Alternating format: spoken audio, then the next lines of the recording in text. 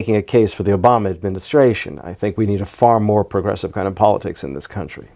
So you're writing this current book on FDR and the Four Freedoms. To recover the FDR legacy. To maintain it or bring it back to sustenance. Right. I want to remind Americans of what we're capable of. And we're capable of greatness. Not the greatness of overseas adventures, and not the greatness of putting anybody on welfare necessarily. I'm talking about the greatness of putting Americans to work, redeeming the vision that Roosevelt had, redeeming the vision Thomas Paine had, building roads, getting the factories going again. You know, I mean, right that's now the kind of the argument going on between the Congress and the current Obama administration is that if he talks about investment, that's spending. And that's becoming their mantra. Any time he mentions the word investment, he's spending, and we got to stop this spending. The WPA kept people alive and well. The story in I think it was in Annie.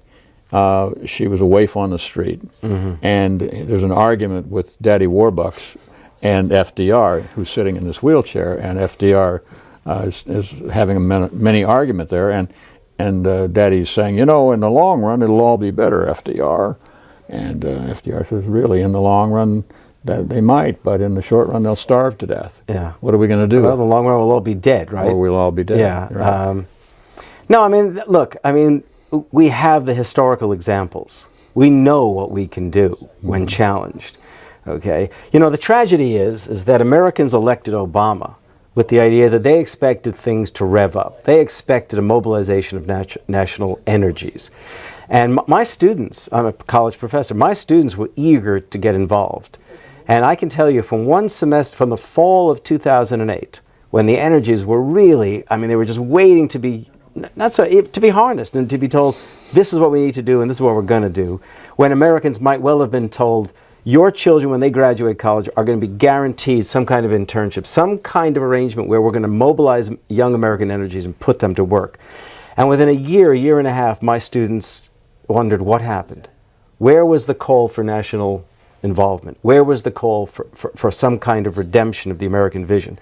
I mean, I think the Obama administration wasted a remarkable opportunity. I thought so too, actually. I was hoping for a new interstate high-speed rail system with the subsequent small rails and so forth. We elected a governor in Wisconsin recently who basically turned down the money to build high-speed rail. Well, that money that came from Wisconsin came to Florida, and it's almost given them all but about $300 million, the entire amount of money. The new governor is considering turning it down. And when Florida so are we going to give it to Louisiana? When Florida has a hurricane, Florida is like a sock with a knot in it. You have I-95, I-75, and some other roads going north, and the hurricanes cut things off, and the traffic jams snarl everything. If you haven't flown out of Florida or have got a boat to go on, you're stranded no matter what the hurricane conditions are in this particular state. And this governor seems to have no concern about that. Amazing. No. Well, Wisconsin was always, I mean, look, Wisconsin itself is a progressive state with a capital P. The original progressives were from Wisconsin, Robert La Follette. And they were, even before that, these progressives were Republicans. I don't even know, I mean, when you think about the Republican Party and what it's become compared to the Republican Party it once was, the party of Lincoln, the party of progressives, like George Norris from Nebraska. I mean, you think to yourself, they've become... We're down to the last seconds. Okay. 1 minute. We have 1 minute on the so let's just say that if we're lucky, we'll all struggle to remind ourselves what was accomplished in the 1930s. We'll remind ourselves of Thomas Paine's vision of the American Revolution. And we'll basically tell our Republican and Democratic representatives to get their acts together and in 2012 elect politicians who will help us redeem the nation. I think we're going to break right now and come back, and we've got a short period at the end, 30. So we can wrap it up at that point. Okay. We're back, and Harvey, you talked a lot about FDR, but let's go back to the Paine thing, because the event's coming, and that's really why you're here. Right. Again, this Saturday evening, January 29th, Florida Veterans for Common Sense is doing its 6th annual event in memory of Paine, Thomas Paine, and the American Revolution that he helped inspire. And I came down originally and gave a lecture on Thomas Paine. This is the Bobby Jones, the Country Club. About 100 people turn out for dinner. There'll be an award given that night to, in fact, the first of their Thomas Paine, it's the Thomas Paine Award, the first one they're going to give. I came down 6 years ago, just after my book was published, and gave a lecture for them. And we had a huge turnout, 300 plus people over at the New College, University of South Florida campus here in Sarasota. And we had such a great time that they said, well, we should be doing something like this every year.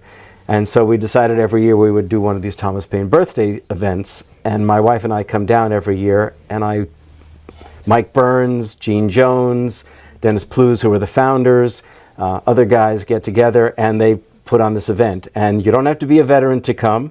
You have to be someone interested in the state of the nation.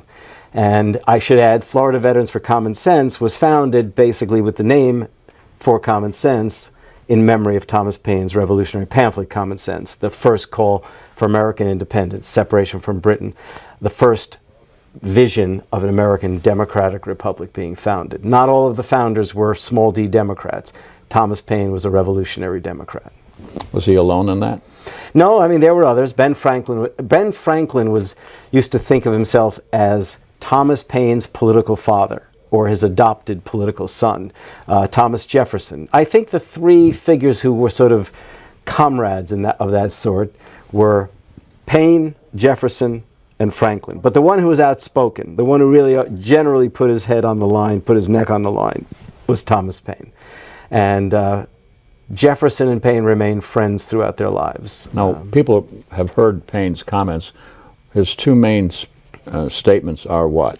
Well, the one that everyone quotes, and this is probably the most quoted line in American history, because not only are politicians using it regularly, but football coaches at halftime if their team is losing. And that line comes from The Crisis.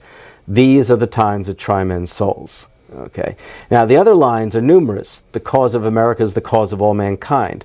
The one that Ronald Reagan, of all people, most liked was, we have it in our power to begin the world over again. And he was the first conservative in 200 plus years to actually embrace Thomas Paine's memory. He's an ex-Democrat. He started out as a Roosevelt Democrat, a New Deal Democrat. Yeah.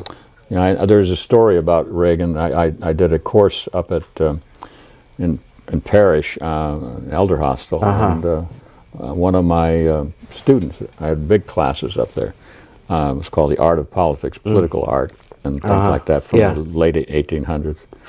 And this person came up with this story on Reagan, which was, he was the head of the movie making for the military, and he had his main cameraman there.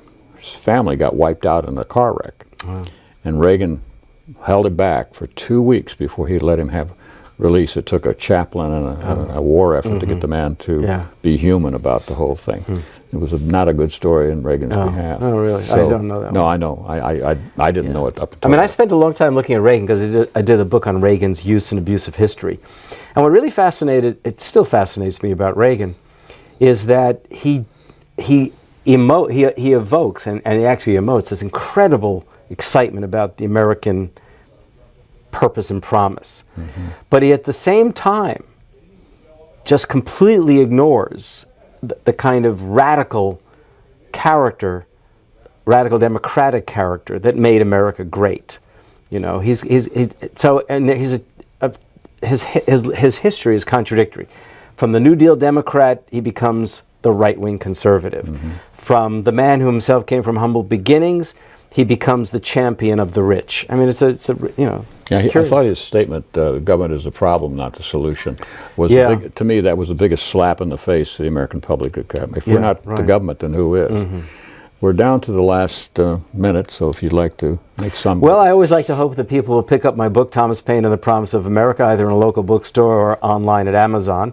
Not simply because it's my book, but because I really do believe that Americans need to redeem and remember Thomas Paine's memory and legacy, which I think still continues to operate in all of us.